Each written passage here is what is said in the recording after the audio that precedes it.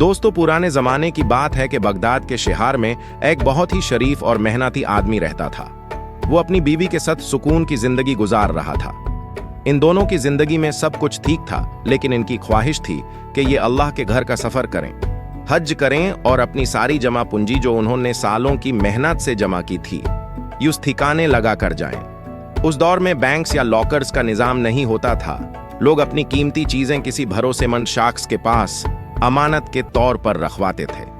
उस आदमी के पास 1000 सोने की अशरफियन थीं। ये उसकी पूरी जिंदगी की कमाई थी। जब सफर पर जाने का वक्त करीब आया तो वो सख्त परेशान हो गया कि मैं ये सोने की थैली किसके पास रखूं। सफर लंबा था और रास्ते में लुटेरे होते थे, इसलिए सत ले जाना खतरे से खाली नहीं था। उसने अपनी बीवी से मशवरा किया तो बीवी ने कहा कि शहर का काजी बहुत ही नेक नाम है। लोग उसकी परहेजगारी की मिसालें देते हैं। वो दिन रात मस्जिद में होता है और इंसाफ करता है। क्यों ना तुम ये अमानत उस काजी के पास रखवा दो। शोहर को बात समझ आ गई। वो आदमी सोने की थैली लेकर काजी के घर पहुंचा। काजी उस वक्त मुसल्ले पर बैठा तस्बीह पढ़ रहा था। आदमी ने बड़े आदब से सलाम किया और कहा, हुजूर, मैं हज के सफर पर जा रहा हूं और ये 1000 अशरफियन मेरी जिंदगी भर की कमाई है। मैं चाहता हूं कि इन्हें अमानत के तौर पर आप अपने पास रख लें। जब मैं वापस आऊंगा तो ले लूंगा।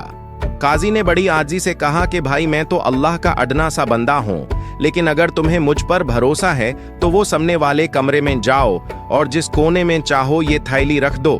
ये घर तुम्हारा ही है। उस आदमी ने शुक्रिया अदा किया, कमरे में गया और अपने हाथों से वो थैली एक महफूज जगह पर रख दी और खुशी खुशी सफर पर रवाना हो गया। वक्त गुजारता रहा, मौसम बदले और तकरीबन 1 साल बाद वो शख्स हज और सफर से वापस बगदाद लौटा। घर पहुंचने के बाद सबसे पहला काम उसने ये किया कि वो सीधा काजी के घर गया ताकि अपनी अमानत वापस ले सके। जब वो वहां पहुंचा तो काजी उसी तरह तस्बीह हाथ में लिए बैठा था। आदमी ने खुशी से सलाम किया और कहा, काजी साहब, मैं वापस आ गया हूं। अल्लाह ने मेरा सफर कबूल किया। अब अगर आप इजाजत दें तो मैं अपनी वो अशरफियों की थैली ले जाऊं। ये सुनते ही काजी का चेहरा, जो पल भर पहले तक नूरानी लग रहा था, अचानक बदल गया। उसकी आंखों में एक अजीब सी वहशत आ गई। उसने हैरानी से पूछा, कौन सी थैली? कैसी अशरफियान? और तुम कौन हो? मैं तुम्हें नहीं जानता। उस बेचारे आदमी के पैरों तले से जमीन निकाल गई। उसने गिड़गिड़ा कर कहा, हुजूर, मैं वही हूं। 1 साल पहले मैंने आपके कहने पर उस सामने वाले कमरे में अपने हाथों से थैली रखी थी। काजी ने शोर मचाना शुरू कर दिया और कहा कि ए पगल आदमी, तुझे शर्म नहीं आती? मुझ जैसे बुजुर्ग और काजी शहर पर इल्जाम लगाते हुए। अगर तूने मेरे पास कोई अमानत रखी होती तो मेरे रजिस्टर में दर्ज होती या कोई गवाह होता। निकल जा यहां से, वरना मैं सिपाहियों को बुला कर तुझे जेल में डलवा दूंगा कि तूने एक काजी की तौहीन की है। वो आदमी रोता हुआ वहां से निकला। उसे समझ नहीं आ रहा था कि जिस शख्स की नीकी के चर्चे पूरे शहर में हैं, वो इतना बड़ा धोखेबाज कैसे हो सकता है। वो रोता हुआ घर पहुंचा, बीवी को बताया, दोनों बहुत रोए। आखिरकार वो आदमी उस वक्त के बादशाह सुल्तान के पास गया। सुल्तान बहुत अक्लमंद और इंसाफ पसंद था। उसने जब उस आदमी की दस्तन सुनी तो पूछा कि क्या तुम्हारे पास कोई गवाह है जिसने तुम्हें काजी को पैसे देते हुए देखा हो?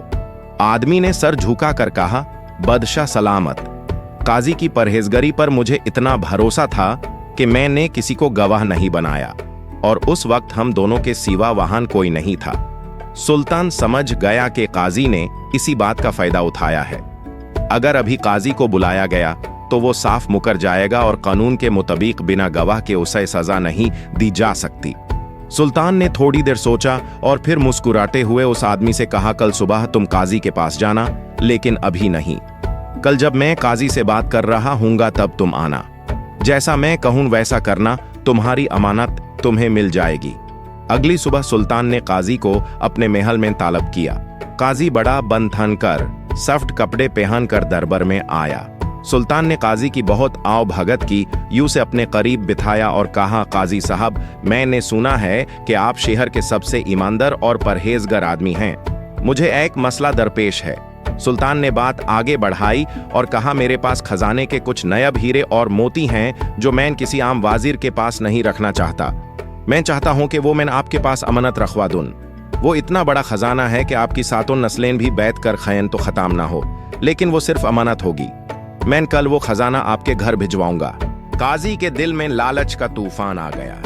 उसने सोचा कि बादशाह का खजाना अगर मेरे पास आ गया तो मैं उसमें से कुछ हिस्सा गायब भी कर दूं तो किसी को पता नहीं चलेगा। उसने फौरन हाँ कर दी और कहा, बादशाह सलामत, ये तो मेरी खुशकिस्मती होगी। मैं अपनी जान से ज्यादा आपकी अमानत की हिफाजत करूंगा। अभी ये बातें हो ही रही थीं कि वो गरीब आदमी प्लान के मुताबिक दरबार में दाखिल हुआ। काजी उसे देखते ही पहचान गया, लेकिन चुप रहा। सुल्तान ने उस आदमी की तरफ देखा भी नहीं और अपनी बात जारी रखी। तभी उस आदमी ने आगे बढ़कर काजी से कहा, काजी साहब, मैं कल भी आपके पास आया था, शायद आप भूल गए हों। मेरी वो 1000 अशरफियों वाली थैली मुझे वापस चाहिए। अब काजी फांस गया। उसके दिमाग ने तेजी से काम किया। उसने सोचा कि अगर मैंने आज फिर इस आदमी को दुत्करा और शोर मचाया तो सुल्तान सोचेगा कि ये शख्स तो मामूली सी रकम के लिए झगड़ा कर रहा है और बदनाम हो रहा है। ऐसे शख्स को मैं अपना शाही खजाना कैसे दूं? सुल्तान का खजाना हासिल करने के लिए मुझे अपनी ईमानदारी का सबूत देना होगा। ये सोचते ही काजी ने फौरन अपना लहजा बदला, बड़े प्यार से उस आदमी के कंधे पर हाथ रखा और बोला, अरे भाई, तुम आज आए हो? मैं तो काल से तुम्हारा इंतजार कर रहा था। कल मुझे शायद कोई गलत फहमी हो गई थी या मेरी नजर कमजोर है, इसलिए पहचान नहीं सका। तुम्हारी अमानत वही रखी है जहां तुमने रखी थी। मेरे नौकर के साथ अभी जाओ और अपनी थैली ले लो। मैंने तो उसे हाथ भी नहीं लगाया। वो आदमी हैरान रह गया, लेकिन खुशी से भागता हुआ गया और अपनी अमानत वापस ले आया। जब वो आदमी चला गया तो काजी ने सुल्तान की तरफ देख कर मुस्कुराया कि देखें मैं कितना ईमानदार हूं। सुल्तान ने काजी की आंखों में देखा और कहा, काजी साहब, वाकई आप बहुत होशियार हैं, लेकिन अफसोस कि अब वो शाही खजाना आपके पास नहीं आएगा, क्योंकि वो खजाना सिर्फ एक जाल था ताकि आप उस गरीब की हकाल कमाई वापस कर दें। काजी के होश उड़ गए। उसे समझ आ गया कि वो बुरी तरह फंस चुका है। सुल्तान ने गुस्से से कहा, जिस काजी का काम लोगों को इंसाफ देना हो, अगर वही चोर बन जाए तो उसे जीने का कोई हक नहीं। तुमने अपने लिबास और अपनी दधी का सहारा लेकर लोगों को धोखा दिया। ये जुर्म सिर्फ चोरी नहीं बल्कि दीन के नाम पर धोखा है। सुल्तान ने हुक्म दिया कि इस काजी से वो सारा माल छीन लिया जाए जो इसने लोगों से हड़प किया है और इसे शहर से जलील करके निकाल दिया जाए, ताकि आने वाली नस्लें याद रखें कि अल्लाह की पकड़ बड़ी सख्त होती है। दोस्तों, इस कहानी से हमें ये सबक मिलता है कि कभी भी किसी के ज़ाहिरी हुलिये, उसकी बातों या उसके रुतबे से धोखा न खाएं। और सबसे बड़ी बात यह कि अगर आप किसी का हक मार रहे हैं, किसी की अमानत में खयानत कर रहे हैं, ये सोच करके कोई देखने वाला नहीं, तो याद रखें कि अल्लाह की जात सब देख रही है। वो रस्सी ढीली जरूर छोड़ता है, लेकिन जब वो खींचता है तो बड़े बड़े तकब्बुर वालों के सर मिट्टी में मिल जाते हैं। काजी को अपनी चालाकी पर नाज था, लेकिन सच्चाई की ताकत ने उसे जलील कर दिया।